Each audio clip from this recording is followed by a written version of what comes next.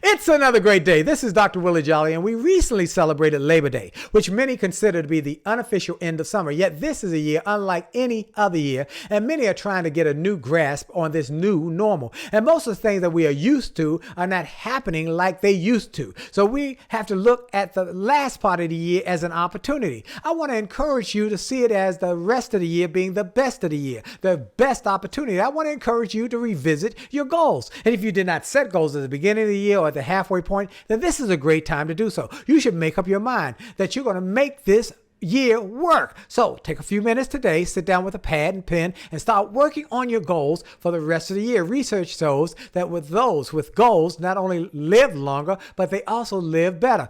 Goals help you win. So if you need help in setting your goals, go to williejolly.com/win. williejolly.com/win for my goal setting program. And remember, your best is still yet to come. God bless you.